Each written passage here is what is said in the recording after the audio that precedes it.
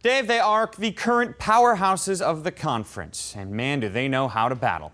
Penn State and Ohio State, the only two programs to win or share a Big Ten title the last 4 seasons. And when they face each other, dead even. 12 wins for the Buckeyes, 12 wins for the Nittany Lions. In the 300th game in Beaver Stadium, it was a little extra special because of the Iowa loss, because all of a sudden the potential for Pasadena gets a lot more interesting. Terrelle Pryor, of course, the storyline, returning to Pennsylvania. Darrell Clark facing a team in the state he's from. Earlier in the first quarter, Ray Small is the one who got the headlines. The punt return goes 41 yards down to the Penn State 9-yard line. It looks like the Buckeyes are going to have a chance to score early. Indeed they do, as the team ran for 228 yards in the game. Terrelle Pryor picking up a few there, and 7 points as it's 7-zip early on. Later in the first, look at Darrell Clark with the placement to Graham Zug. Runs this route perfectly, 31 yards into Buckeye territory, down inside the 30. To the second quarter, it's still the same drive, but Penn State has a 4th and goal from the 1. They're going to go for it. Clark going to call his own number, and he just barely breaks the plane for the score. It looks like we're going to have a close one, 7-7. To the second half we go, still close, 10-7. Ohio State with the lead and the ball. Pryor is going deep to DeVere Posey.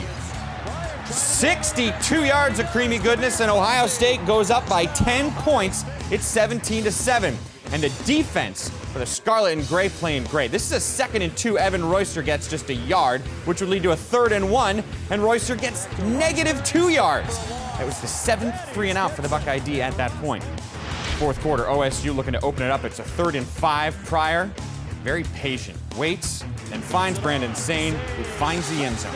Ohio State leads 24-7. That's how it would end, as Terrelle Pryor gets a triumphant return home. But the defense perhaps was the real story, as they held Penn State to only 7 points and 201 yards total. Plus, Penn State only went 4 of 16 on 3rd downs. Here's a stat for you. Jim Tressel improves to 24-4 in November, while the head coach at Ohio State. Which means the Buckeyes are now 8-2. They have Iowa next week, which basically means the winner is off to Pasadena. Let's head back out to the site of the game. Our game day guys were there. Thank you, Rick Pizzo. Kyle Brady back from State College, the site of a very impressive win by Ohio State. Kyle, not shocked that the Buckeyes came in here and won. We were a little surprised with the ease with which they did it. Very strong performance today by Ohio State. Came in here, hostile environment, and got the job done. Now they head to Iowa City with a chance to clinch the Big Ten's automatic BCS bid. One of the heroes of the Ohio State offense, Brandon Sane, now down on the field with our own Melanie Collins.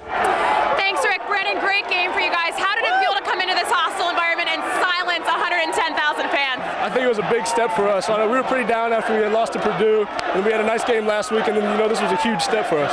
Series belongs to Ohio State now, 13-12. What were the keys to this win? Definitely, we did well on the ground. We ran the ball well, and we always talk about turnovers, and we were able to limit the turnovers. I think we did well with that. This would be a 5th consecutive Big Ten title, shared or otherwise. How would it feel to put the final bow on it? Do you feel like this is your conference? Yeah, I mean, definitely it would be an amazing feat, and I think we're able to do it. We just got to get ready for Iowa now. Thanks so much, Brandon. Rick, back to you. Brandon, Melanie, thank you. Sane, one of 3 Buckeyes to go for at least 50 yards in this game. Kyle, it was so impressive for Ohio State. Which side of the football were you more impressed with, the Buckeyes' offense or their defense in this game? Well, Brandon Sane hit the nail on the head. Ohio State's offense really got the job done today. 49 rushes for 228 yards against one of the best rushing defenses in the country. No turnovers, which was critical for their offense and Terrelle Pryor, and so I'm very impressed with their offense. Though their defense was awfully good as well, limiting Penn State's rushing attack to 76 yards, a rushing attack that had been chewing up huge chunks of yardage in the month of October. What about Penn State? More disappointed with the Nittany Lions offense or their defense? Certainly disappointed with their offense, and I think they're very disappointed in themselves. The month of October, the Penn State offense looked very good, very efficient. Darrell Clark was making great decisions. They just didn't give themselves a chance. Bottom line tonight, 7 of their first 10 drives were 3-and-outs. You just cannot establish any continuity when you're off the field in 3 plays. Ohio State not only had the edge offensively and defensively, but Kyle, they also made a huge effect on special teams. Special teams was a critical factor. All year long, Penn State has really struggled getting their return game going. That was no different tonight.